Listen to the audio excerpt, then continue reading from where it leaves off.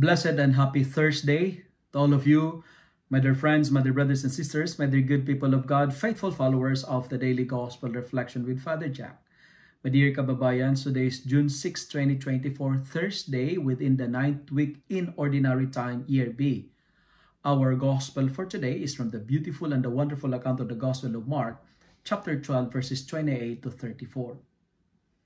The scribes had 613 precepts or commandments as their guide in living a good life. In today's gospel, one of the scribes came to ask Jesus with this question, and he asks Jesus, which commandment is the greatest? Which commandment is the first of all? And Jesus replied, love God and love your neighbor as yourself. Today's gospel reading speaks about relationship. Relationship to God and relationship to others. Relationship to our neighbor. And this relationship is connected to each other. Friends, 3 points that I would like to share with you today. First, we are invited and reminded and challenged to love God with all our heart, with all our soul, with all our mind, and with all our strength. Why? Because God deserves our everything. God deserves the best. Loving God is not a partial job, but a full-time commitment. We have to give God our first, our best, and our all. Before anything else, God must be above all else. In short, God must be our top priority. He must be our fundamental option. He must be our first gear. Before we start everything, think of God. Start with God, stay with God, and end with God. And second point that I would like to share is this.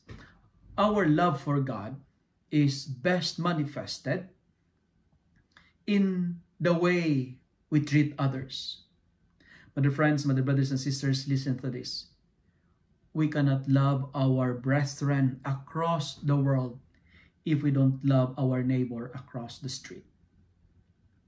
It is hypocrisy to say we love God, but we hate our neighbors. It is hypocrisy when we say we love God, but we don't mind to the needs of others, especially our neighbors. If anyone says, I love God but hate his brother, he is a liar. For he who does not love his brother whom he has seen cannot love God whom he has not seen. We can find that one from the first letter of John, chapter 4, verses 2-20. Real, genuine, and authentic love for God is best shown in our compassion towards our neighbor. The amount of love we give to ourselves must be the same amount of love, or if possible, surpass it when it comes to loving others. Friends, brothers and sisters, that's the cross is all about. The horizontal and vertical relationship, love for God and love for others.